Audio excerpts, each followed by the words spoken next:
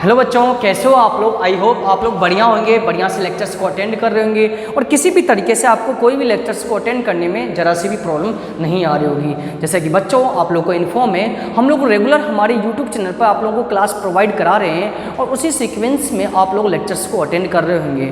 बच्चों class 8th की बात करें, रिसेंटली हमने चैप्टर नंबर 15 स्टार्ट किया है, सम नेचुरल फिनोमा, कुछ प्राकृतिक परिघटनाएं, जिसमें हम पढ़ रहे हैं कि नेचर में जो भी फिनोमाएँ होती है, जो भी घटनाएं घटित होती है जो हमारे कंट्रोल में नहीं होती है, आखिरकार वो क्यों होती है और उनसे कैसे हम प्रिकॉशन कर सकते हैं, कैसे हम बच सकते हैं। खैर उनको रोक तो हम सकते नहीं हैं, लेकिन बचाव तो हम अपनी कर सकते हैं। ओके, तो आइए, टॉपिक है हमारा चार्जिंग बाई रबिंग आज का। और आज आप लोग पेज नंबर 185 पर आइए।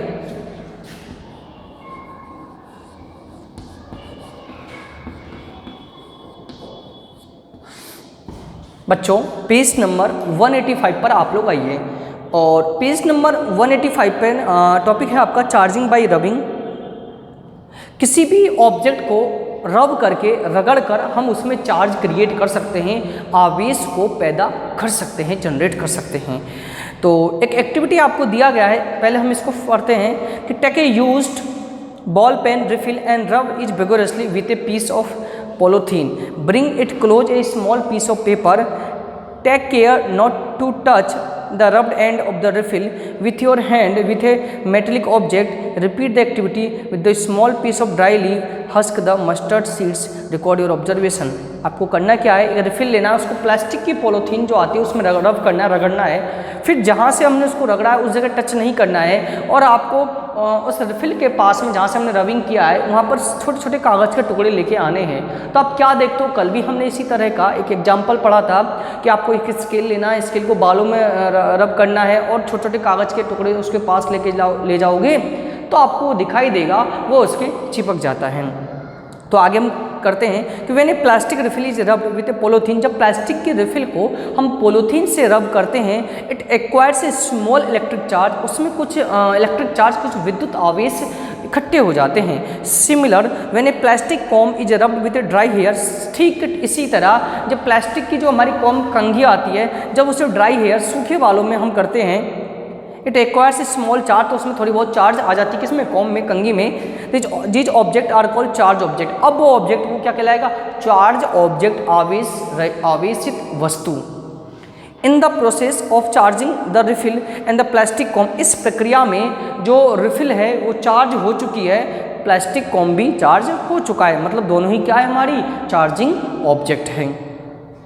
Polythene and hair also get charge, polythene और हेयर दोनों ही चार्ज हो जाएंगे। अब क्या, ठीक है, next let us try to charge some other object और फेमिलियर। कुछ और भी आपको एग्जांपल दिया गया है, जैसे कि रिफिल को पॉलीथीन के से करना है, बैलून को आपको इसको भी सेम के सेम ऐसे करना है, इरेजर को वुलन क्लॉथ से, स्टेपल स्टील स्पून को पॉलीथीन वुलन से। तो आपको चेक करना है, सभी एक्टिविटियाँ कुछ दी गई है, किसको किससे रब करना है और उसके बाद वो अटैक करता है या नहीं करता, यस या नो में आंसर भी देना है।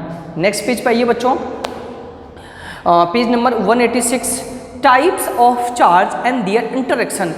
टाइप्स, चार्ज के कितने टाइप्स होते हैं और उनके बीच में क्या क्या अन्योन्य क्रियाएं होती हैं, हम वो आज जानते हैं। We will select some object from table 15.1 the next activity.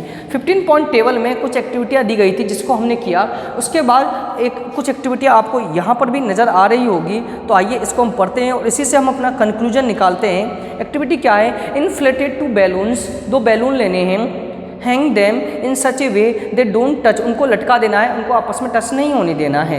रब with balloons with A woollen cloth and release them, what do you observe. और पहले उस बैलून को वुलन क्लॉथ, जो भी ऊनी कपड़े उससे रब करना है, फिर उसको फ्री पोजीशन में से लटका देना है। तो आप क्या देखते हो, now let us repeat activity with a use pen refills, rub one refill with polythene and place it carefully glass tumbler using the tumbler as a stand। ऐसे ही एक रिफिल लेना है, उसको पॉलीथीन से रब करना है और उस रिफिल को हम लोग क्या करते हैं, ग्लास के बर्तन के पास में लेके आते हैं।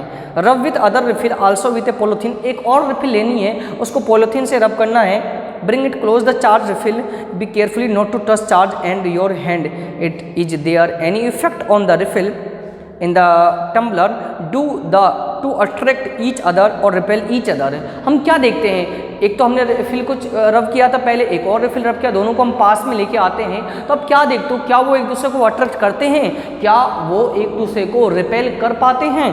तो in this activity we have brought close together the charged object that were made of the same material. What happens if two charged objects made of different material are brought close to each other? Let us find out. Rub a refill and place it gently glass tumbler before bring the inflated charged balloon near the refill will observe. इसके बाद एक refill आपको ऐसा लेना जो charge है, एक refill ऐसा लेना जो डिस्चार्ज है, दोनों को पास ला के देखना है। तो आप अलग अलग एक्टिविटियां करके देखोगे तो लास्ट में आपको कुछ कंक्लूजन, कुछ रिजल्ट मिलेगा। क्या मिलेगा? Let us summary the observation. हमने इतने सारे एक्सपेरिमेंट की, एक्टिविटी की, इससे क्या रिजल्ट मिलेगा? फर्स्ट, ए चार्ज बैलून रिपेल ए चार्ज बैलून। एक जो चार्ज बैलून है दूसरे चार्ज बैलून को क्या करेगा? रिपेल करेगा, दूर भगा। सेम के सेम जो मैग्नेट में होता है ना, एन आपस में एक दूसरे को दूर करते हैं, सेम ऐसे इसमें भी है, चार्ज बैलून को रिपेल करेगा। सेकेंड पॉइंट, ए चार्ज रिफिल रिपेल ए चार्ज रिफिल। ऐसे ही चार्ज रिफिल दूसरे चार्ज रिफिल को रिपेल करेगी, दोनों ही चार्ज हैं। Third, but A charge balloon attract A charge refill. जबकि एक चार्ज बैलून है वो चार्ज रिफिल को अट्रैक्ट, दोनों को क्या अलग अलग मटेरियल से बने हुए हैं, तो एक दूसरे को क्या करेगी? वो अट्रैक्ट करने का काम बच्चों करेगी। तो आप क्या समझ, सेम मटेरियल एक दूसरे को अट्रैक्ट नहीं कर पाते, जबकि डिफरेंट मटेरियल एक दूसरे को अट्रैक्ट कर पाते, लेकिन वो चार्ज होने चाहिए। Does it indicate that the change on the balloon is of a different kind from the change the refill? Can you say then? There are two kinds of charge. Can you also say that the charge of the same kind of repel each other while charge of different kinds of different each other?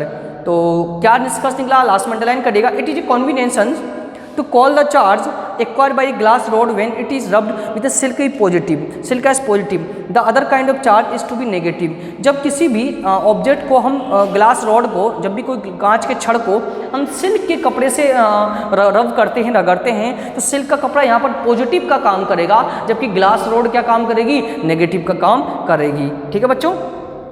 It is observed that the charged glass rod is brought near a charged plastic straw rubbed with a polythene. There is a attraction between the two. What do you think? Would the kind charge of the plastic straw, your guess, the plastic straw could carry a negative charge is correct. The electrical charge generated by the rubbing and statics, they do not move by themselves. When charge move, they constitute an electric current. You have been reading about electric current since class 6. The current in a circuit which makes a bulb glow or the current that makes no hot is nothing but a motion of charge. यानी कोई भी object, एक तो दो अलग अलग nature के होने चाहिए, एक पॉजिटिव और नेगेटिव होता है, ये हमें पता है। और इलेक्ट्रिसिटी के बारे में हम क्लास 6 में भी पढ़ चुके हैं कि किसी भी ऑब्जेक्ट में यदि करंट फ्लो हो रहा है, चार्ज फ्लो हो रहा है, तो बल्ब हमारा ग्लो करेगा और वो वायर क्या होगा? हीट भी हो जाएगा।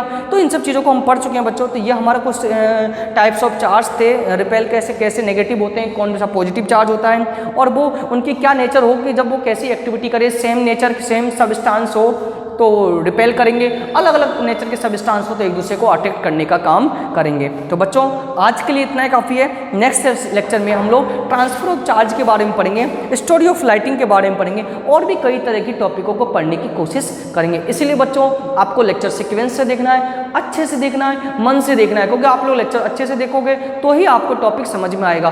प्रीवियस लेक्चर्स को भी देखिए। ठीक है बच्चों? So thank you students, thank you for watching this video and attend this session.